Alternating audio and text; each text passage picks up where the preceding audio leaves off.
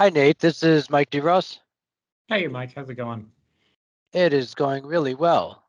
Um, I I would suggest getting started at your convenience, and I would just point out that we are recording these lunch and learns, and Chris Owens has been editing the recordings into some YouTube videos that will sit on the DelDOT YouTube channel, but would also be links that anyone could share to anyone else, and so these things will continue on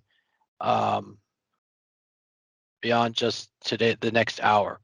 So I would say get started at your convenience, and then just outline your preference for when folks should ask questions now or hold them to the end. And up till now, we've been including the presentations and the majority of the Q&A in the YouTube videos. So with that, thank you very much for putting this material together, and we appreciate your time. Awesome. Well, thank you, Mike. We appreciate you having us here today. So I think I know a number of the folks on the line here. So I'm Nate Attard, Strategic Planner here in the Office of Performance and Innovation at the Delaware Transit Corporation.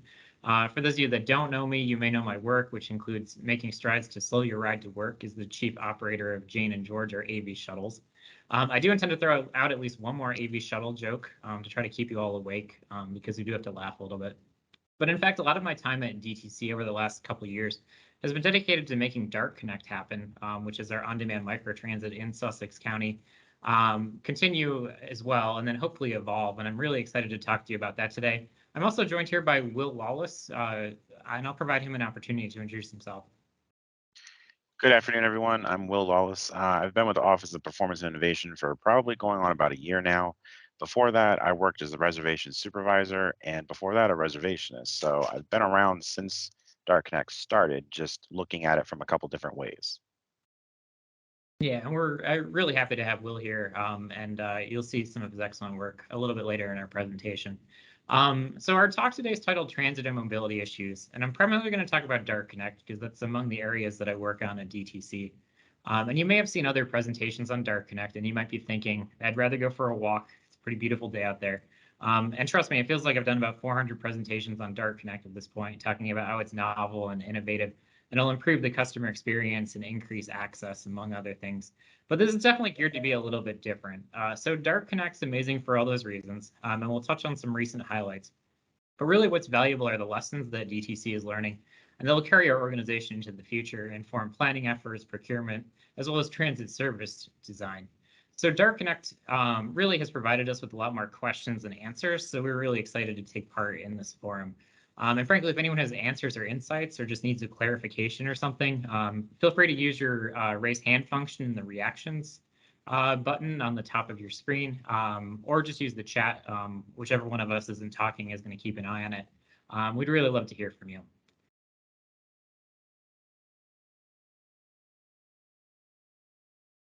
So we'll remix the mission a little bit and throw out the DART one here. So DART, connecting to what matters, every ride, every customer, every day. And again, it's definitely based on the DelDOT one. Some people might call it parentheses John Sisson version. But I do like this version. Public transportation, as we know, is more than rides. Rides are really important. And if the ride isn't delivered, folks at DTC hear about it. But the customer aspect that humanizes transportation, all of you on the line here know, right, that transportation is a derived demand, right? No one really drives their car for fun. No one really rides the bus for fun. There's a reason why we're traveling, and that reason matters to the customer. And highlighting every day is really important too. So DART is almost always running. There's someone trying to provide some sort of public transportation from 4 o'clock in the morning until about 1 a.m. If you have a car accessible to you, right, you take for granted that transportation is needed 24/7, 365. But really that need for public transportation is all the time. And it's one of the lessons that's been learned nationally throughout the pandemic. I just want to highlight too our graphic on the right. So many folks are familiar that we provide fixed route service around the state of Delaware. We also provide paratransit service in every corner of Delaware, which is above and beyond our requirement under the Americans with Disabilities Act. And we'll talk a lot about that throughout the presentation and how it relates to DART Connect. Some of those statistics there too, those aren't anything special. You can find those on our National Transit Database report card. I'd be happy to talk with folks about these in detail if there's interest. I want to talk really quickly about demand response transportation, which is a term we use around here, and just want to make sure that we define it to start the presentation. There are a lot of different transit modes as defined by FTA in the US. You might think of things like heavy rail, light rail, ferry, electric streetcar, trolley bus, stuff like that. But really, the two biggest in the US are right, your ordinary bus, which at DTC we called fixed route, and then demand response, which at DTC we generally call paratransit. But microtransit is also a demand response service. So I'm going to X out fixed route bus here because this generally is not talking about that except how it supports access to the fixed route bus. So microtransit, right, is a service that operates in response to calls from passengers or their agents, which then dispatches a vehicle to pick them up. What's really new about DART Connect is the public accessibility. So paratransit required eligibility qualifications. So generally for folks with a qualifying disability or seniors over the age of 65. But DART Connect is open to everyone. The other thing that's unique about it is ability to book rides by app. Right now, generally our paratransit trips, for the most part, are booked by phone. Some are booked through a web form. I want to highlight too that DART's significant demand response operations really make my colleagues experts in the provision of this type of transportation beyond the expertise in a lot of agencies. As you can see here, right, our statewide service area means that we provide just a lot more transportation of the demand response type than most public transit agencies. And really that constitutes more than half our vehicle revenue fleet. So many of you have heard as well that DART Connect was launched after the successful award to DTC of an Accelerating Innovative Mobility grant from the Federal Transit Administration. I use this slide a lot, and I often highlight the bottom picture to really talk about some of the heroes of DART Connect, and generally not talking about Senator Carper, but the folks who are standing with him. So to his left is one of our drivers in Georgetown, Titus Burton. He drove the predecessor to DART Connect, which is known as the Flex. And he keeps driving DART Connect. He knows all of his customers, knows who he's looking for, where to pick them up, offers them advice on how to better use the service. So new technology rollouts are challenging. DART Connect really no different than others. And really the quick actions of Titus as well as his other driver colleagues really has made sure that this service has a smooth transition. Next, to recognize quick our DTC operations colleagues, and pictured there to the right of Senator Carper is Lindsay Kelly, who I rely on as our single point of contact managing the first transit contract in Sussex County. She deals with a lot of the initial tech rollout issues and has really found very creative solutions to many, as well as just extremely valuable in just continuing the motivation of the contractor to keep providing the service in a way that is excellent. And just very quick, want to recognize our former Chief Innovation Officer to Lindsay's right, Veronica Vanderpool, who spearheaded this grant application and supported the program design. We're very fortunate to call her now the Deputy Administrator of the Federal Transit Administration, and very excited about her new role there. I want to start though with what is microtransit, because it often takes at least one or two explanations to learn a little bit about what it is. So microtransit is small scale, on-demand public transit that can offer fixed routes and schedules, as well as flexible routes and on-demand scheduling. It uses an app, or in our case, possibly a phone call to connect riders to ride hailing, ride sharing, and taxi, which can take passengers with short trips to nearby destinations, but will take passengers with longer trips to public transportation. So transit agencies like DTC are constantly trying to solve something known as the first mile, last mile problem. As you know, we're a pretty suburban state. It's hard for most folks in our communities to regularly access a bus, right? Not a lot of folks live within that walking distance of buses. And though microtransit might sound like something that we've tried before, like things like Dial a Ride, the technology advancement in this area has really improved the provision of this type of service. So what it's done is it's automated the scheduling function, taking into account where other people are going and where they're coming from. Sometimes referred to as rideshare for transit. in that rides are shared and are not always point to point, like say Uber or Lyft or your ride shares. Really, microtransit does its best to deviate within parameters to get as many people on board as possible. I do want to highlight that microtransit is some things and is not some other things.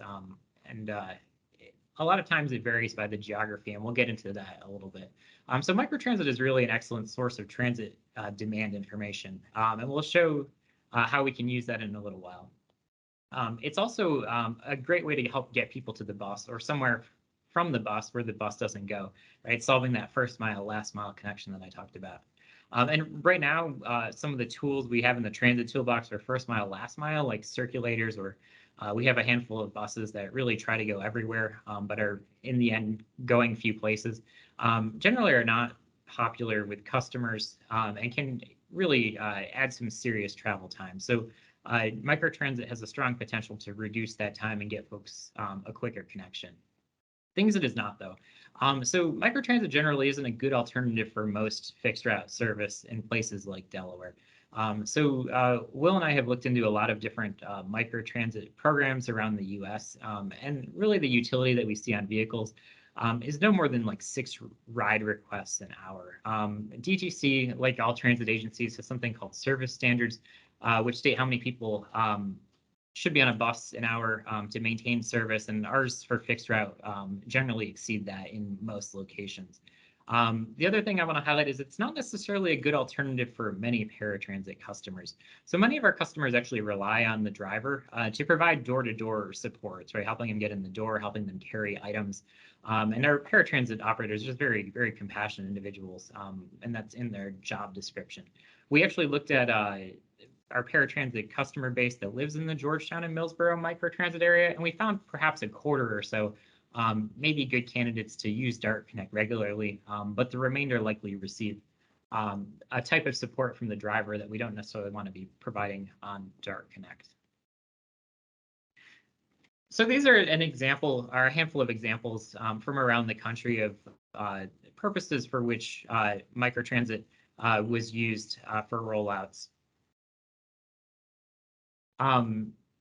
You can see that these align with some of the do's and don'ts. So there's one notable agency that's gone all in, and it's the transit agency in Baldwin County, Alabama. They replaced their entire fixed route bus system with a paratransit.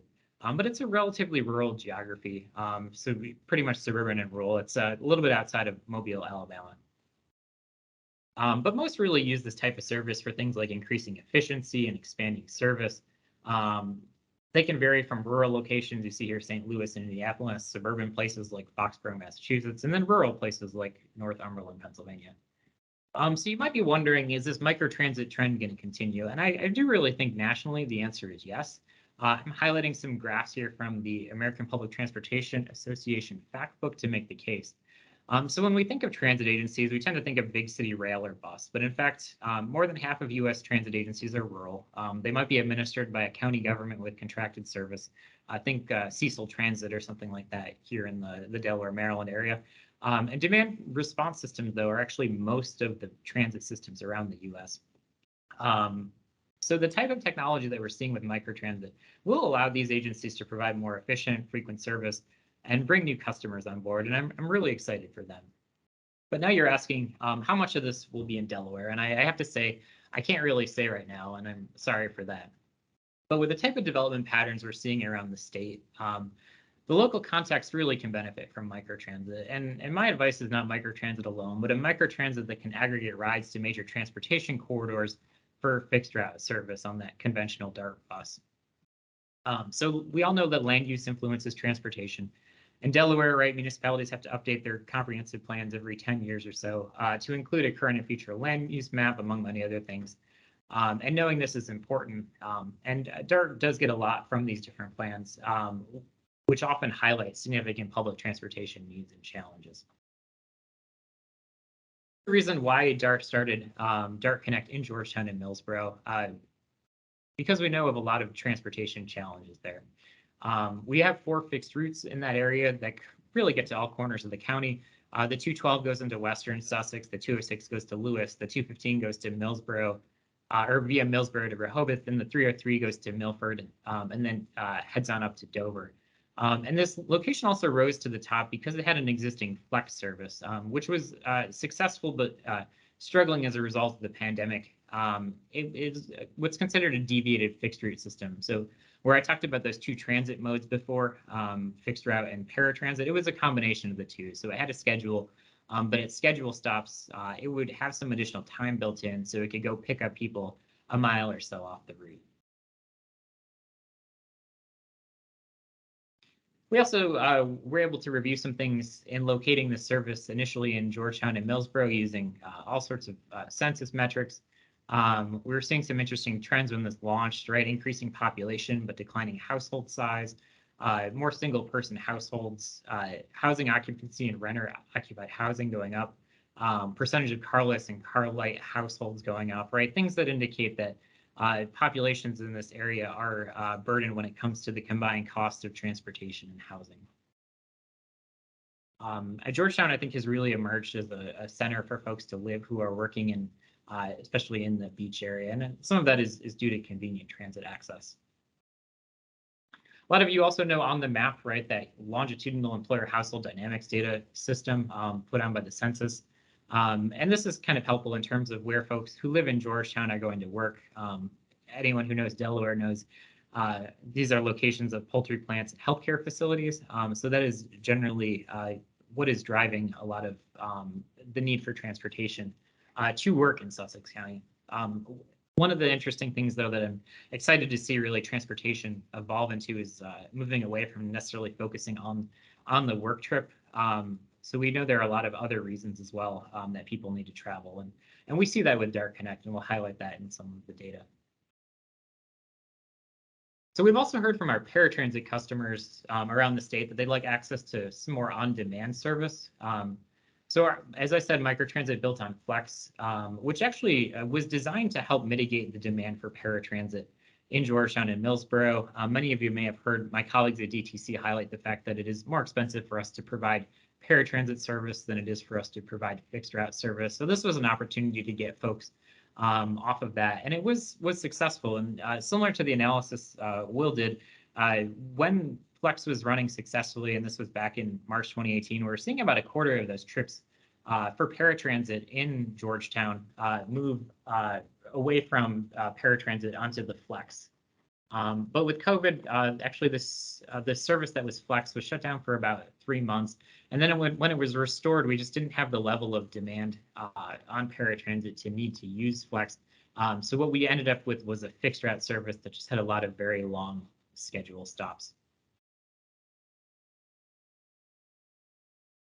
And this is just another way to look at that same sample. So the only reason that all the trips are within Sussex County is that's kind of the current program design of our paratransit, which is we provide rides to counties and then provide county connectors. And you can see all those connectors up right in the vicinity of Milford.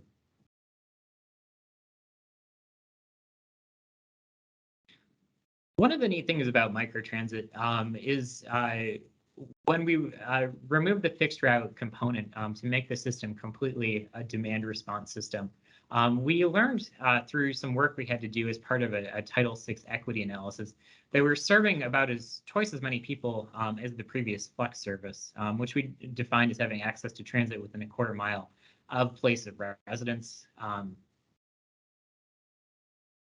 Be happy to talk about any of this, but what we found here, really there's, through this analysis, there was really no disparate impacts or disproportionate burden under this change in service. We were serving about twice as many people, but similar numbers of persons who are low income or minority.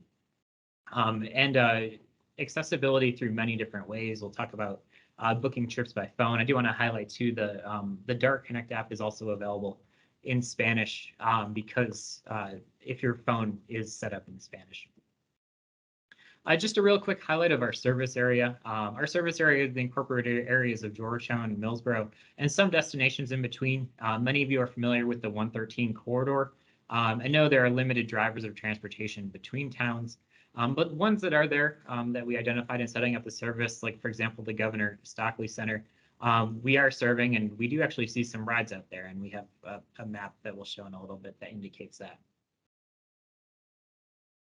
So Georgetown and Millsboro ended up meeting our criteria for Dart Connect service for many different reasons. And some of these were grant related when we applied for the money to help make the software procurement to make this happen. We identified a key partner that provided the service via transportation, who we've been working with since application and continue to work through to keep Dart Connect going and growing. We identified that this is a great place to help employers connect folks to jobs. It met the FTA rural criteria definition. We don't have a lot of rural places in Delaware, but at the time there was a set aside for rural transit, and we were fortunate to be able to take advantage of that. Also, Georgetown is designated an opportunity zone, so we'll likely see some investment there that will help with things like affordable housing and other needs that will help transit customers.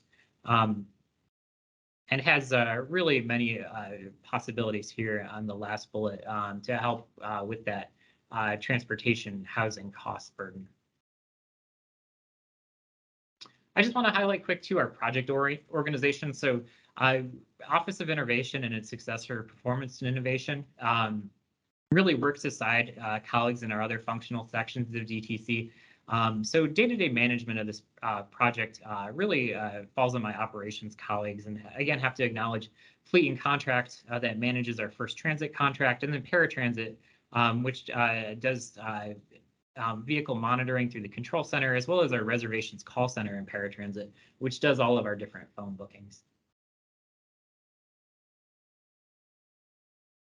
So if you've ever used a rideshare app, our app is pretty similar. You can find it in both app stores. About half of our rides, though, are actually booked by phone, and our reservationists use an operations interface on a desktop computer to book trips. One of the neat things about this, though, is we're seeing a little bit more of an increase on Dart Connect than we are in our overall system ridership with higher gas prices.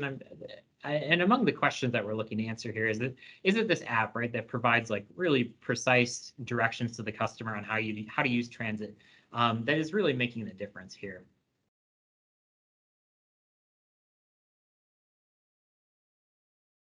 I want to highlight too, we often hear about big data. So if anyone had joined on Tuesday for Paul's presentation on Streetlight, right, a big data application, or even yesterday on Jim's presentation, we had a reference to big data when it came to mileage-based user fees.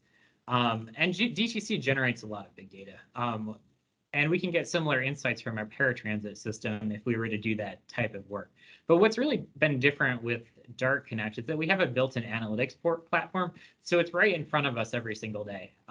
We can see near real-time information, and we can then download the data so that we can look at it in a lot of different ways. And I know big data feels kind of odd, especially if we're not used to using it. But I want to highlight that everyone else is, right? That's the reason why there's job postings for these career tracks like data scientist. Right, and it might be convenient, for example, to order your coffee on an app.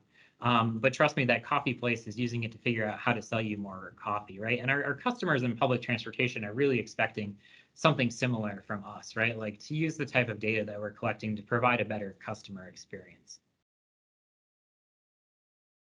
And I do have to say, in terms of the things we're collecting, it generally is for the purpose of providing good transportation. And things that might be sensitive, for example, name, phone, and email, and the type of analytics that Will and I do are excluded. So when we book rides for Dart Connect, right, we just collect five things to get someone going on a ride, right? So we need your name, or even a name you make up, so we know who we're picking up. We need some sort of contact information, and if you don't have any, our reservations have great workarounds for that. But some sort of information there. We need to know if you need us to stop at your house because you're using a mobility device. We need to know where we're picking you up, and we need to know where you're going. And the neat thing here is that it then ties to the information that we get from an in-vehicle app that's operated by our first transit drivers. It links it to things like pickup times, drop-off times, and then creates all sorts of other information that is really helpful as we try to continue to plan for microtransit here in Delaware. Before I hand it off to Will, I just want to say this is a map of last week on Dart Connect. This is actually information that's integrated directly into the fixed route planning software that's used by DTC's planning team and is known as Remix. So where you see those big dots, we see transit connections or places, for example, like our planning team can consider things like setting standing rides or scheduling fixed route service. You also see a lot of gray dots too, which shows really those places that people need to come from or get to. But we don't necessarily want to have a big fixed route bus running there, right? That's that kind of first mile, last mile that we need microtransit for. I had some statistics on the left side too. Remix is an amazingly powerful software. The reason we actually see this here is recently VIA, which provides our paratransit, or excuse me, our microtransit software, was purchased, or actually VIA purchased Remix, which was this planning software. So the two are kind of converging in what is a very, very interesting way. And frankly, in this type of interface is extremely helpful to us. And now I'm going to hand it off to Will. I talked a little bit earlier about how we can look at data in different ways to improve our customer experiences. And he'll take you through an example of slicing through some DART Connect data in different types of ways. Thanks, Nate. Hello, everyone. Again, I'm Will. I'm just going to real quickly take you through a couple of slides we look at on a day-to-day basis. It's all the same data, just looked at in different ways. And they all tell us something a little bit different. This particular graph shows us the DART Connect completed rides by month. And what you first see when you look at it is it looks like DART Connect's doing actually pretty well. If you look in the middle of the graph, between December and February, we had a bit of a dip. And we correlated that with the COVID spike that we had within that time frame, as well as some snow events that took the service off the road. Then a little to the right of that, between March and May, we have had a large increase in trips, and that was also correlated with some of the gas prices rising, and it looks like we're still continuing that trend. There's a little bit of a drop, but so far for this current month, we seem to be beating May's numbers. First thing I see when I see this is, again, it's the same data, just looked at in a different way. It's a different type of graph, but what you may notice is the line graph actually matches the bar graph from the previous slide. You see the same dip here in average ridership per day, as well as the increase towards the end of the graph. And a couple of the numbers we have over here that I'd like to highlight is so far we've done almost up to June 10th, we've done almost 22,000 rides, 2,400 DART Connect accounts. 53% of that was booked through the app, and an average ride is about 14 and a half minutes. We highlighted a couple of other things from April just because that was one of our bigger months. Average ride distance is almost 6 miles, average walk distance 103 feet, and about 34% of the time our riders are on the bus with someone else. Again, it's the same data, just looked at in a different way. So this is average ridership by day on a Monday, Tuesday, Wednesday, Thursday, Friday basis. Very first thing that popped out to Nate and I when we looked at this is Wednesday seems to be our busiest, most consistent day, no matter the level of ridership. We did see a large spike on Thursday and Friday in the month of April, averaging out at 106 rides within that month, but Wednesday throughout the span of service has been our most consistent day. This is a graph that we just put together just recently for one of the projects we have coming up. And what it's showing is the number of completions, ride completions we've had by time, and a number of requests we've received through the app or through reservations by time. What we use this particular graph for is to look at our peak times to make sure we have the right size vehicle count on the road for the amount of clients we're picking up throughout the day. And what you'll notice is between the 5 a.m. and 8 a.m. hours, as well as the 2 to 5 p.m. hours, those would be our peak times. So one of the things we may look at is adjusting our vehicle counts to maybe 3 vehicles total within those timeframes, and then maybe we can take a vehicle off the road, reallocate those resources to a different program, and run with just 2 vehicles throughout the other timeframes. Awesome, Will. Well, I appreciate the insights there. And for those of you that have heard me talk about DART Connect before, and you may have seen this slide before, and to me, this one is personally as disappointing as George the Shuttle coming to an unexpected stop in the middle of Public Safety Boulevard. We're waiting on really one of the most important rollouts for DART Connect, which is going to be the integration with fixed route service.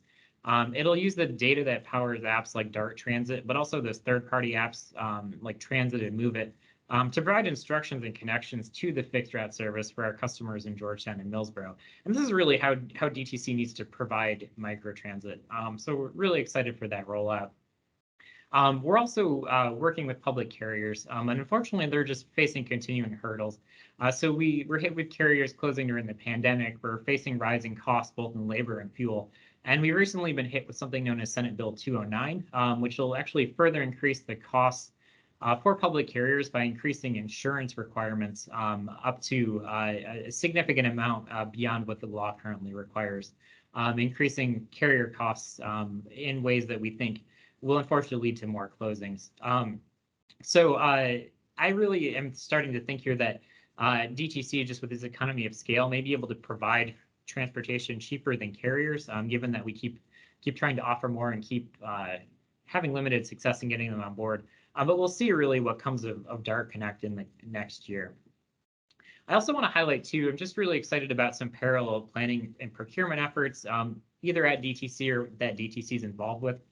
So as Jim talked about yesterday, DTC is really leading the way in electrification and alternative fuels nationally, especially for transit agencies our size, when it comes to things like battery electric buses that you see pictured on the front of our recent climate action plan, or in use of propane on our paratransit vehicles. Our climate action plan was recently submitted to FTA and is available on their website as part of the Sustainable Challenge for a Healthy Planet competition, which coincided with Earth Day.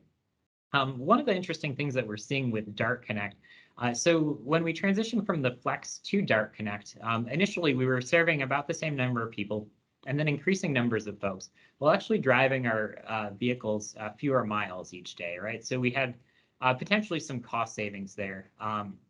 And with the right type of vehicle, we may have had additional savings.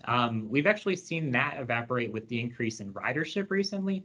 But if we were to continue with microtransit, we really need to figure out what is the type of vehicle that works best for that. And if anyone knows the background on why DTC uses propane vehicles for paratransit and its cutaways, it generally has been a result of the FTA bus testing program, right? Where there's very limited battery powered vehicles that are available for purchase for those types of vehicles in the US.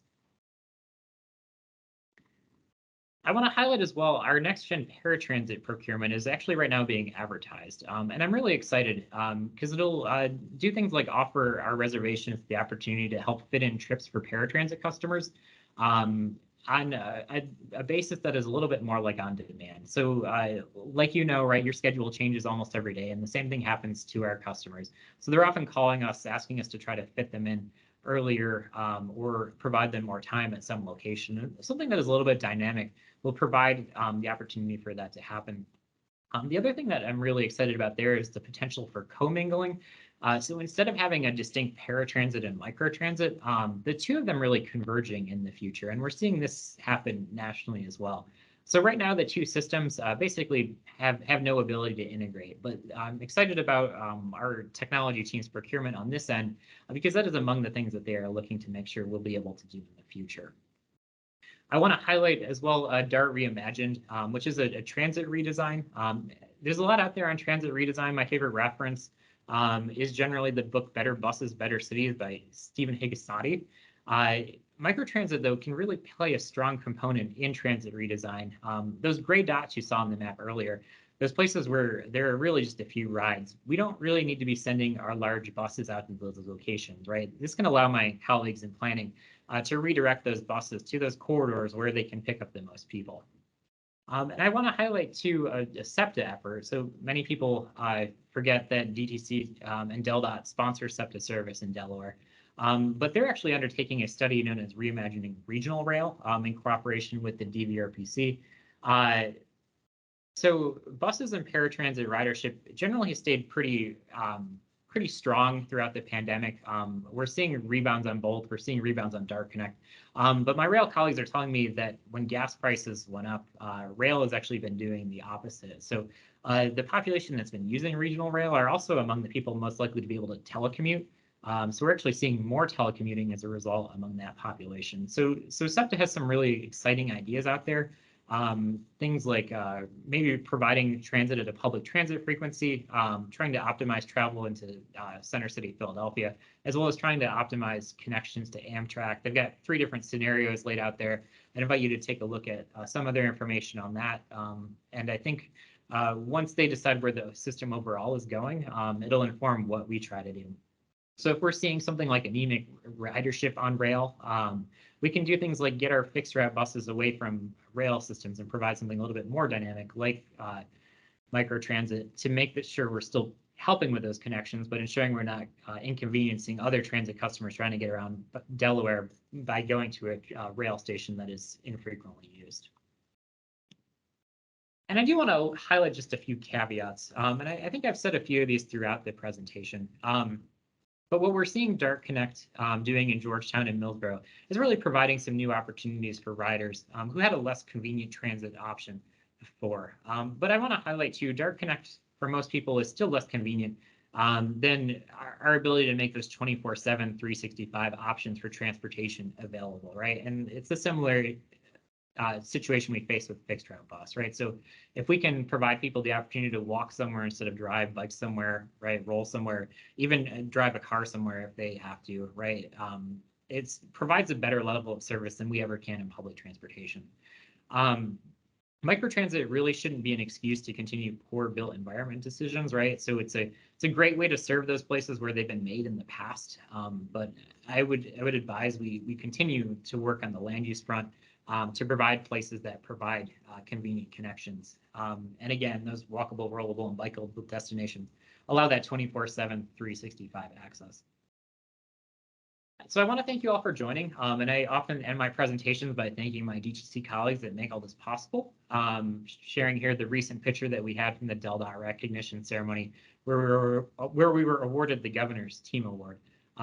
For this, I had a list of about 80 people that should have been on this award.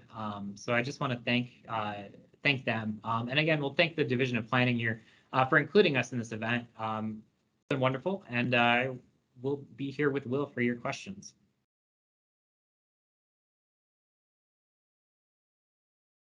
Hi, Nate. This is Mike. Hey, Mike. This was a really good presentation. I appreciate it. I learned a lot and actually didn't realize some things that you mentioned. So it appears like one of the big differences between the DART Connect service and traditional paratransit is sort of the role of the driver, which was not as clear to me. So there seems to be 2 different sets of what drivers are allowed to do in those 2 separate services. Does that, I guess that would actually drive sort of the recruitment and training processes as well. Yeah, and we're really starting to think through this process as we think about what we're doing next here on this. It is yeah, I mean, and I had a note in here. I don't think we have any finance colleagues on here, but basically this entire thing was set up under pre-award authority on this grant. Like this wasn't even awarded, and we had launched DART Connect. Again, my colleagues in operations are just true professionals when it comes to demand response transportation, which made that entirely possible. Yeah, so it is completely different. It's been a challenge, I think, for the drivers who move from driving our flex service, right, which primarily just was a same route, right, with just the very occasional deviation that they would get a radio in from the control center on. So it is very different, right? It's a lot of app use. Our paratransit drivers use a similar system. It's a little bit less, I want to say a little bit less dynamic than the DART Connect system. But yeah, it is very different. The one advantage I think we had on DART Connect is our contractor First Transit is actually they use their resources a little bit differently. So where we have defined paratransit drivers and defined fixed route drivers, they all do everything. So they drive both paratransit, fixed route, and DART Connect. In fact, we see a lot of times people will do a shift on DART Connect during the week and then be driving the beach bus on the weekend, or maybe we'll drive some on DART Connect in the morning and pick up a fixed route in the afternoon.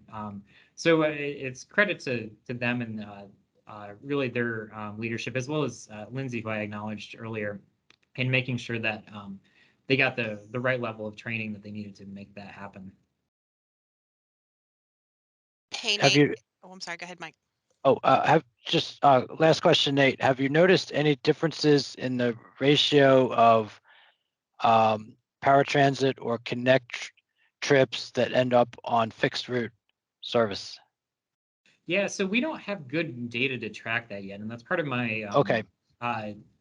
information on multimodal that I'm really waiting to get on board. So once that happens, we'll know like exactly like how many of these folks are using Dart Connect after getting off the 212 or after needing to get on the 206, right? And we see a lot of this, so we have enough data available to show, like, for example, like people getting off at the Georgetown Transit Hub are likely getting on a fixed route bus of some type. And we know anecdotally from riding the bus, right, that folks are trying to make their fixed route connections, and it's improved that fixed route connection. But we don't have anything that provides that level of confidence yet. Thank you. Nate, hey, it's Jen. Hey, Jen. So I have a statement and then a question. So in regards to Will's statistics, just keep in mind what you showed, the down months were also months that Deltec probably isn't holding classes, right? So in the Georgetown area, that might be also another thing that you start seeing as more of a traditional downturn during the December, January months, because the kids aren't there taking the classes. But as far as paratransit, I'm going to stay on paratransit real quick.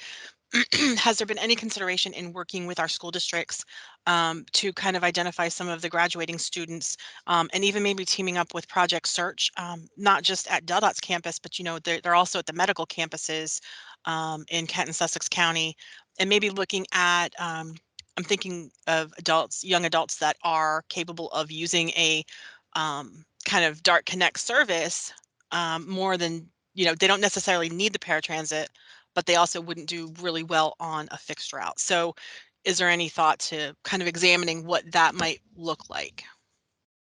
Yeah, not yet on my end, no. But those are all great suggestions that we can take back here. I mean, so we're very much relying on the two initiatives highlighted towards the end, and really helping us define the parameters of this future service, right? So we're looking at our transit redesign, right? That will identify areas of the state where we think microtransit is potentially the best to be just the overall transit service, as well as places where it's vital for that fixed route connection. And we're also really looking at the technology procurement and what it's able to do. So one of the things I think that's been a real challenge with Dart Connect has been just generally it's the technology is not perfect yet, right? It might not be AV shuttle level issues, but it is has thrown us for a loop at times, right? So small scale rollout right now has been good, right? It's allowed us to be able to continue to provide service in the wake of like the AWS outage on December 7th, right? When the whole thing just shut down, right? If we had done a statewide procurement and rolled something out and it shut down the entire system, right? It would have been chaos, but it was enough that we could pull a few DTC staff together and keep the system running smooth enough to get everyone where they're going. So we are, very interested in working with everyone who needs rides, right? I often tell my colleagues and in presentations and such, right? In Delaware, we have far more people that need rides than currently have rides available to them. But I do also want to try to make sure that what I can offer people provides them the level of service that they need. Great, thanks.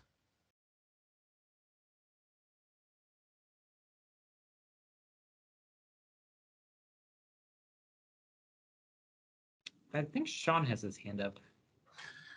Yeah, thanks, Nate. It was a really good presentation. I was wondering about your sort of public engagement strategy, like how you're getting this out there, what sort of knowledge or data you have in terms of understanding like how many people know about Dart Connect, how often it's used, what the user experience is like, kind of all those things.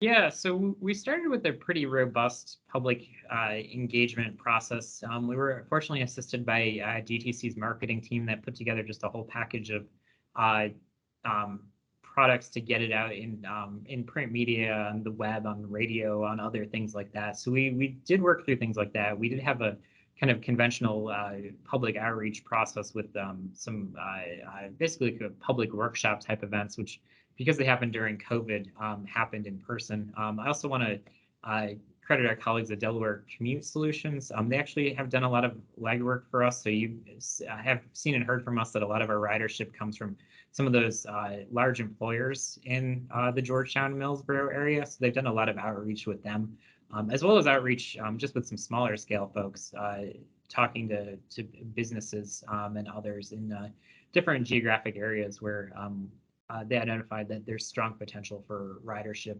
on Dart Connect. So we're working to continue our public outreach strategy in a number of different ways. Key to us here, I think, is trying to get more of our paratransit customers on board. And we're really, again, as I said earlier, right, this might not be AV shuttle level new technology, but it still has its hiccups. And we're still trying to make sure that we can provide basically the same level of customer service as we are on paratransit with Dart Connect before really trying to actively recruit those folks to make that switch. A lot of people voluntarily are already, which is great. But I also I want to make sure that if folks need their rides for important things like medical appointments, we get them there on time, and they're able to have a trip scheduled for them in advance. So there are a lot of different ways we're looking at potential outreach here. I do think for the current service area, those peaks that Will showed you, that is about the limits that our drivers with the vehicles we have on the road can provide service. So though I said around the US, right, the most we've seen is 6, just because the geographic spread in Georgetown and Millsboro is so much bigger. All 3 vehicles during those time periods of the peak are really at their limit. So I think we did our best to get everyone we could from our previous service. We picked up a whole lot more people so that the numbers that we're seeing now with those assets is similar to the number that we saw on the Flex before COVID. Yeah, but anything beyond that is just going to continue to require resources. And that's really one of the discussions that needs to come out of the transit redesign, right? So microtransit is great, but it's also very expensive. And if we want to do more with it, right, we're going to be committing more to that level of very refined public transportation than we already are.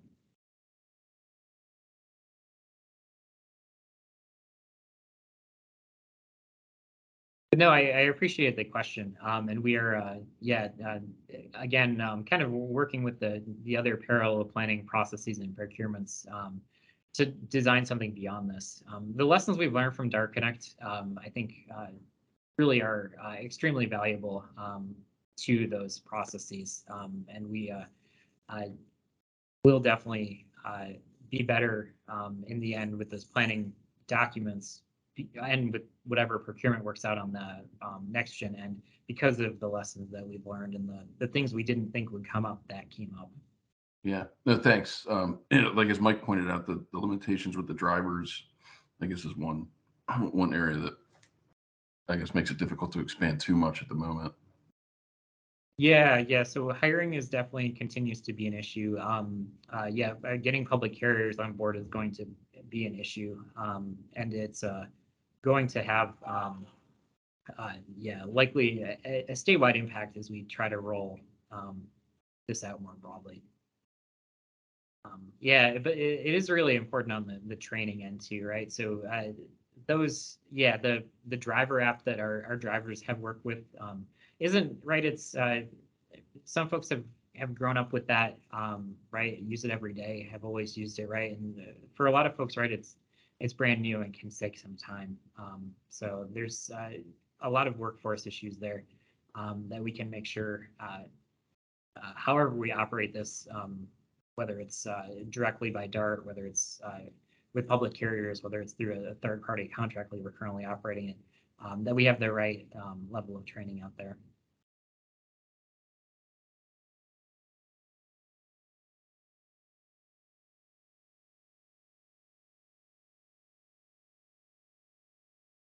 Awesome. And we don't see too many UD folks on here today, which is unfortunate because we have so many questions that we could have answered. And I think we have access to some pretty robust data that we are interested in helping us find people try to slice. So if anyone has any interest though, any ideas for things that it would be good for us to look into, things that they'd be interested in having class projects or something look into, we're open for that. We are, the team at DEC that's currently supporting our research initiative. So we have this, right? So this is funded under AIM, is a project of the Research and Demonstration Office of the Federal Transit Administration. We also have an FTA COVID-19 public transportation research demonstration grant. That's actually our public health project. So neither Will nor I really have a strong background in that, but we were already involving IPA in that, and I think we're looking at other ways to try to involve UD as that project continues to grow. And you all are familiar with the shuttles, and really our goal there is to make that into some sort of externally funded research initiative as well. So we have a couple lines of effort out there with some folks at UD that we're hoping are successful, and looking at other opportunities as well. So it's really been great, though. I want to thank planning for the opportunity to talk today. Thank you, Jen, for organizing this, and Mike for encouraging it. And I'll appreciate your time. Yeah, thanks, Nate. Is there any other questions before Nate gets off? Just making sure everybody has a chance to ask. We will be doing more of these, hopefully come fall.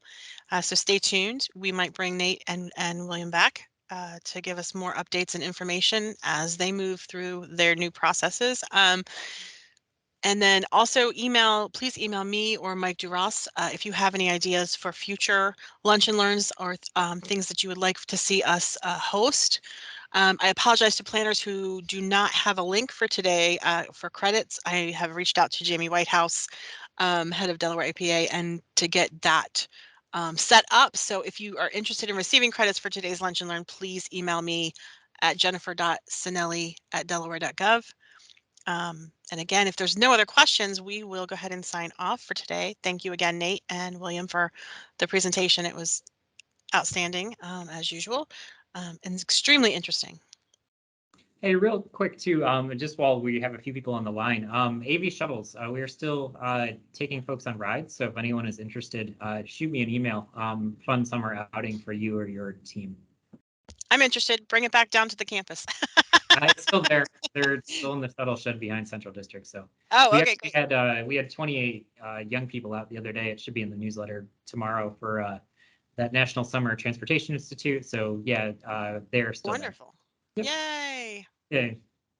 Yeah, if you haven't ridden the shuttle yet, Nate, if Nate can let me know when he's going to be down, and we'll go for a ride. Not next week, but maybe the week after. Yeah, generally any Wednesday or Friday at 9 a.m. I'll be around. So perfect. Shoot me an email. I will. Thank you, Nate. Thanks so much. And everybody have a safe 4th and enjoy your holiday.